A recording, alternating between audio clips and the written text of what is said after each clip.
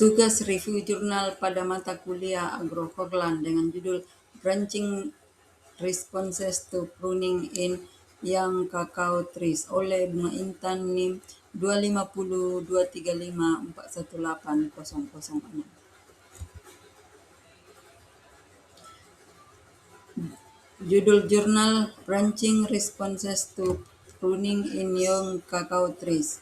Penulis Amra Tosto, Josim B. Evers, Niels Pierre Anton, Peter A. Suidema. Tahun 2023. Nama jurnal Sense Horticultura. Scopus Cortil Q1 berdasarkan SJR 2023. Penjelasan abstrak. Penelitian ini bertujuan untuk memahami bagaimana pola percabangan pada tanaman kakao muda dalam merespon berbagai jenis pemangkasan. Percabangan sangat menentukan efisiensi penangkapan cahaya dan asimilasi karbon, yang pada akhirnya berpengaruh terhadap produktivitas tanaman. Percobaan dilakukan pada tanaman kakao muda di Pantai Gading dengan 5 perlakuan, yaitu 1. Tanpa pemangkasan atau kontrol, pemangkasan pucuk ringan, pemangkasan pucuk berat, penjarangan cabang 1 cabang, dan penjarangan 2 cabang. Hasil menunjukkan bahwa pada tanaman kakao yang tidak dipangkas, kemunculan cabang sekunder lebih tinggi di bagian tengah cabang primer, sedangkan panjang cabang sekunder menurun dari pangkal ke ujung. Pemangkasan pucuk berat meningkat kemunculan cabang di dekat ujung cabang primer, sementara penjarangan cabang berat merangsang percabangan juga di pangkal cabang. Penelitian ini memberikan dasar ilmiah untuk menyusun strategi pemangkasan pembentukan tajuk kakao yang lebih efektif. Hasil utama dan temuan ilmiah.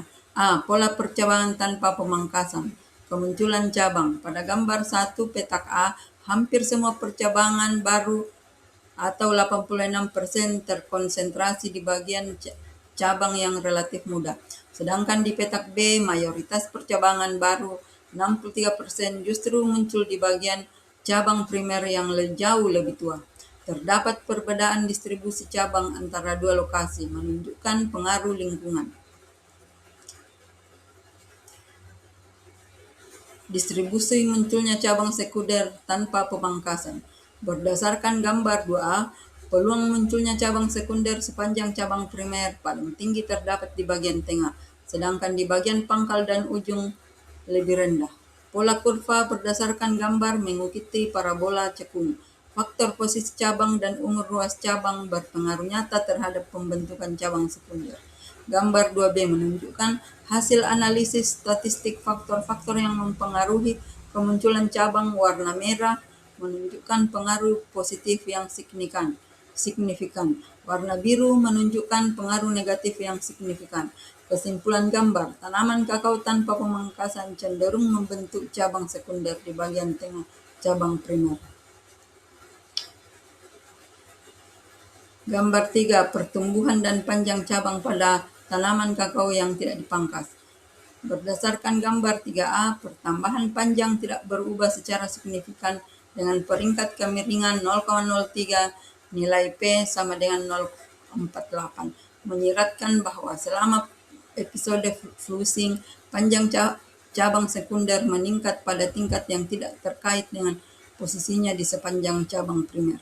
Gambar 3B, panjang cabang sekunder meningkat dari ujung ke pangkal cabang primer.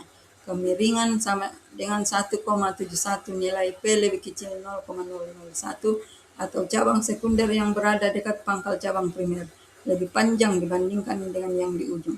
Artinya semua cabang tumbuh dengan laju yang relatif sama, tetapi cabang yang lebih tua di pangkal menjadi lebih panjang.